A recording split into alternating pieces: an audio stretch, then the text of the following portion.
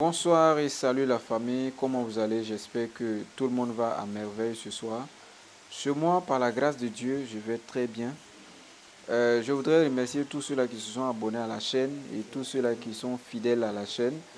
Vraiment, je demande à ce que Dieu vous ouvre les portes d'entrepreneuriat, afin que chacun soit libre dans la vie. Parce que si tu n'es pas libre financièrement, en tout cas, tu n'es pas libre.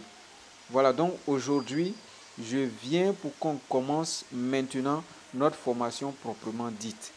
Parce qu'on a passé le temps à faire des shorts pour partager. Nous avons fait assez de publicité. Je crois que maintenant, il faut rentrer dans le but du sujet pour amener quelqu'un à se lever dès maintenant pour entreprendre, pour faire quelque chose, pour gagner sa vie demain. Voilà, nous sommes presque à la fin de l'année 2023 et je crois que 2024 s'annonce bien. En 2024, quelqu'un pourra saisir cette formation et puis se lever, devenir quelqu'un demain. Voilà. Je vous disais comme ça que nos formations sont à majorité gratuites. Ce n'est pas payant. Il suffit seulement que tu te connectes à cette chaîne et que tu t'abonnes, tu likes les vidéos et tu commentes les vidéos. Tout ce que tu ne comprends pas, tu mets en commentaire. Alors, mon équipe et moi, nous serons disposés à te répondre jusqu'à ce que tu sois satisfait totalement. Voilà. Aujourd'hui, nous allons commencer d'abord par la formation sur l'agriculture. Nous allons commencer sur la formation sur l'agriculture. Ça, c'est la première partie de notre formation. La première partie de notre formation, je prie quelqu'un de ne pas manquer et de ne pas rater cette formation parce qu'elle est très, très, très importante. Voilà. En toute formation, quel que soit le lieu où vous allez faire une formation, quand vous ne commencez pas la formation, vous ne pouvez pas gagner de résultats favorables. Voilà, parce qu'il faut commencer pour savoir où on est quitté et savoir où on s'en va. Si tu ne sais pas où on est quitté, tu ne peux pas savoir où on s'en va. Tu tombes au milieu de la formation, on te dit on fait ça. Mais au commencement, qu'est-ce qu'on fait pour réussir? Voilà, donc c'est la première partie de notre formation. Je demande à chacun de rester scotché à la vidéo jusqu'à la fin. Parce que nous allons donner les différents détails, différents paramètres et les différents détails pour commencer quand on choisit l'agriculture comme notre départ dans le business. Il y a plusieurs sortes de business, il y a les ventes en ligne, il y a les formations en ligne, il y a les achats, il y a les ventes et autres.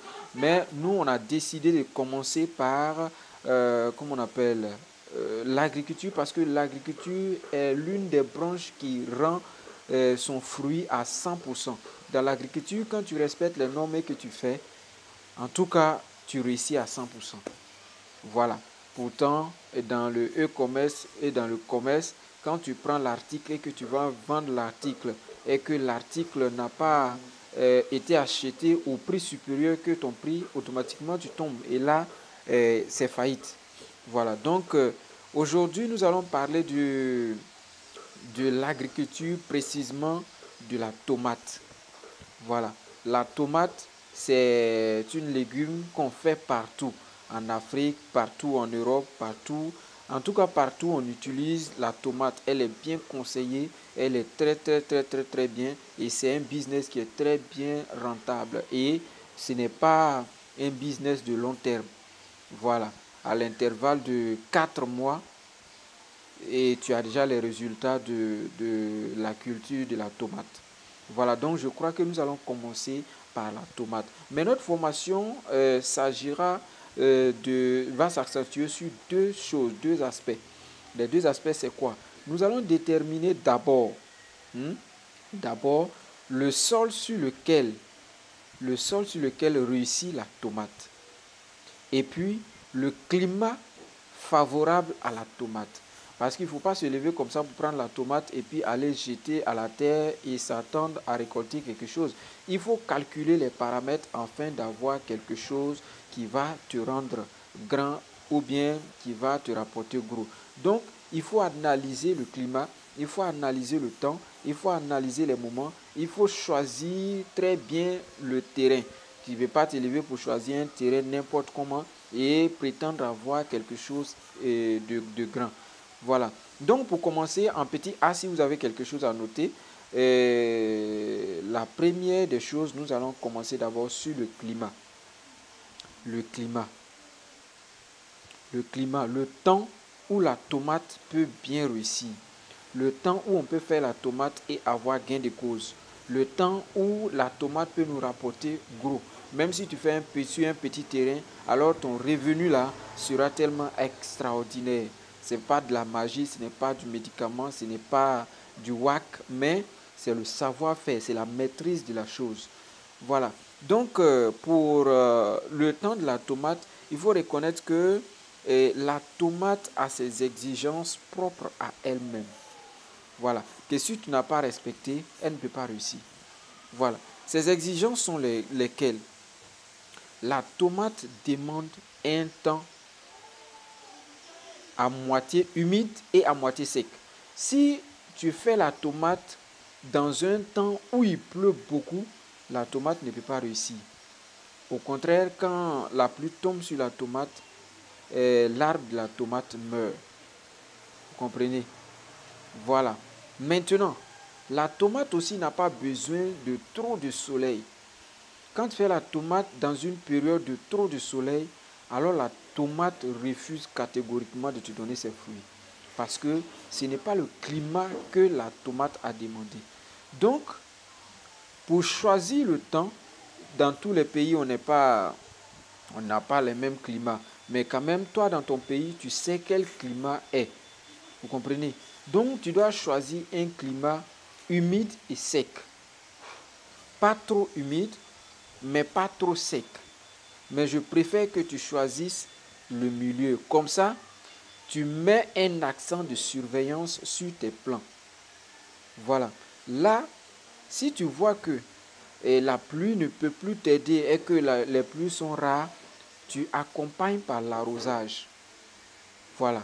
Et le jour où tu vois qu'il a plu et que c'est trop humide, tu laisses l'arrosage. C'est pourquoi je dis qu'on doit suivre ça de près. Il doit avoir une suivi très près. Voilà. Pour maintenir l'arbre dans l'humidité que l'arbre demande. Il ne faut pas laisser l'arbre trop sécher. S'il n'y a pas de pluie, il faut forcément l'arroser. Et je dirais comme ça qu'une journée qui n'a pas eu de pluie, il faut 2 arrosages minimum pour la plante de tomate. Il faut l'arroser matin, il faut l'arroser dans l'après-midi pour des journées où il n'y a pas eu de pluie. Mais les journées où il y a eu pluie, par exemple, il a plu matin, vous laissez le soir, vous arrosez le plant. Ou bien, matin, s'il n'y a pas eu de pluie et que vous avez arrosé, dans la soirée, s'il y a eu de pluie, vous laissez, vous n'arrosez plus. Vous attendez le lendemain pour faire l'arrosage. Sinon, quand il pleut sur la plante et que tu viens, tu l'arroses encore, si l'humidité est trop, ça peut entraîner autre chose. Ça, c'est concernant le climat. Et cette méthode-là commence déjà depuis la mise en pépinière. Depuis les grains, la mise en pépinière jusqu'à la récolte de la plante. Ce n'est pas quand la plante va grandir qu'on va commencer à observer ces genres de choses. Non, non, non. Dès que tu commences à mettre la pépinière, tu commences à observer ce que je suis en train de te dire. S'il y a la pluie, ça va. S'il n'y a pas de pluie, il faut l'arroser. Voilà, il faut l'arroser. Et ça grandit. Dans les pépinières, à la suite de notre formation, je vais vous montrer comment il faut faire la pépinière pour que la pépinière réussisse à 100%. Des personnes ont tendance à dire non, quand moi je fais la pépinière, ça ne réussit pas, c'est ma mère qui ne réussit pas, toi il faut prendre ça pour faire pour moi, ça va réussir. Non, ce n'est pas ça. Il faut observer le mécanisme. Il faut observer le mécanisme. Quand tu observes le mécanisme, tu trouves que tout ce que tu fais là, ça marche. Il n'y a pas quelqu'un, sa main ne réussit pas en pépinière. Ça dépend de votre manière de faire. Et à la suite de notre formation, cette formation va prendre au moins une semaine. Là, on rentrera dans plusieurs paramètres de cette formation de tomates et après, on changera de branche. Voilà. Et au cours de cette semaine-là, ne ratez pas les vidéos qui seront publiées. Parce que là, je vais vous montrer comment on fait les pépinières et comment, quand ça grandit, comment on fait le piquage et comment on fait le soutien et quels produits il faut utiliser pour traiter jusqu'à ce que votre tomate soit est définitivement terminé. Bien, en deuxième position, nous allons voir maintenant le sol. Le sol. On a choisi notre temps. On a choisi notre moment. On sait que ce moment-là est bien propice. Mais sur quel sol? Il faut faire, comment on appelle?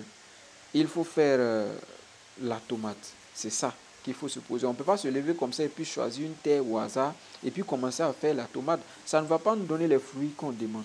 Ça ne va pas nous donner le succès qu'on demande.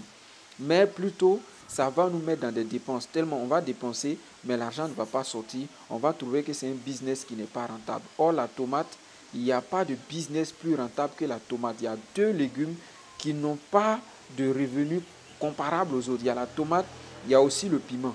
Nous allons aussi voir le piment plus tard. Nous allons voir le piment plus tard. Mais aujourd'hui, là, nous faisons œil sur la tomate d'abord. Sur quel sol on peut faire la tomate?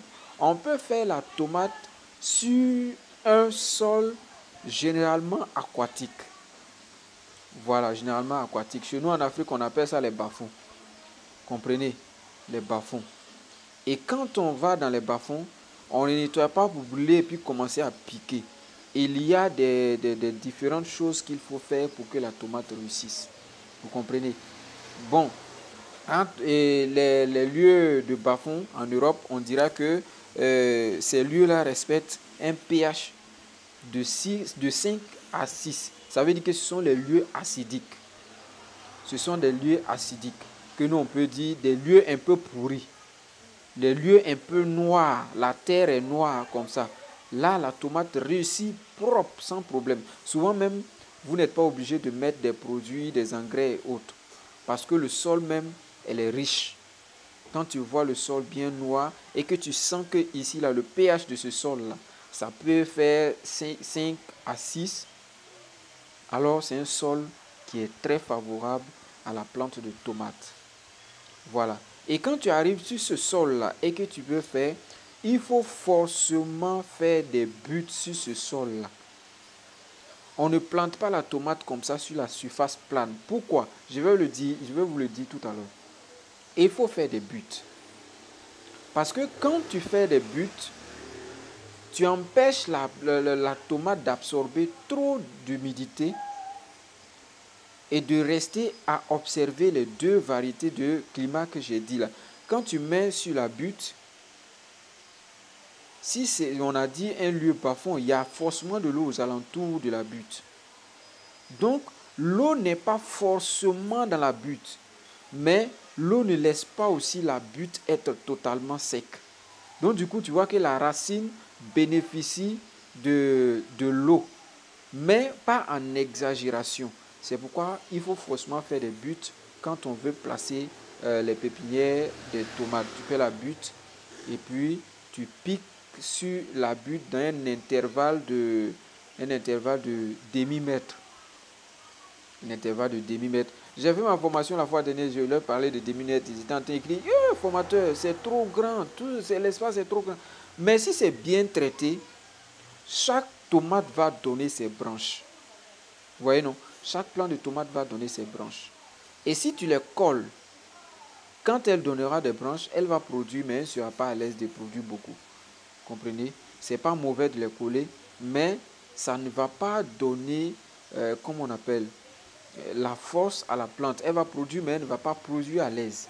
Mais quand tu espaces les plants, il est à l'aise et même quand tu mets les produits chimiques, il développe comme il veut et quand tu vois les tomates, toi-même tu es content. Voilà. Donc, en résumé, nous avons vu la tomate.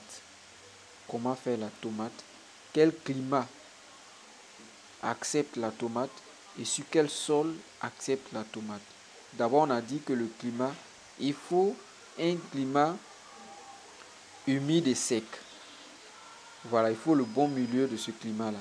Il ne faut pas trop laisser le climat sec et il ne faut pas trop laisser le climat humide. C'est pourquoi il faut choisir une période où il ne pleut pas trop, où il pleut un peu. Il ne faut pas choisir un temps aussi où il ne pleut même pas. Voilà.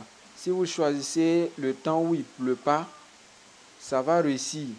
Mais vous allez devoir arroser à chaque moment pour que l'humidité suffise la plante.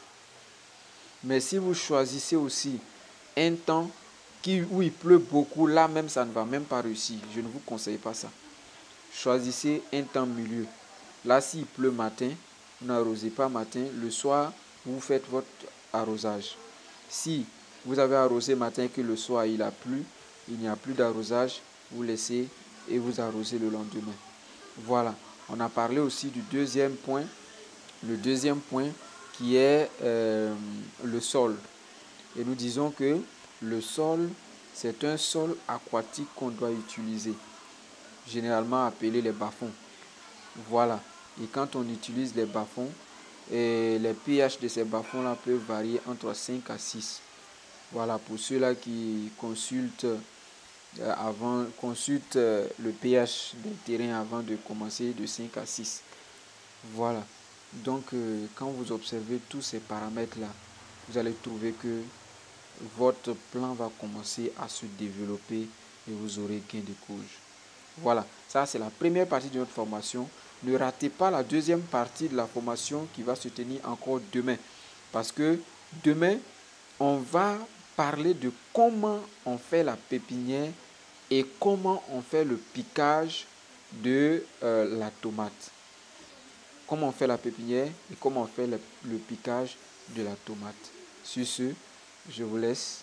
Je vous souhaite bonne soirée. Ciao.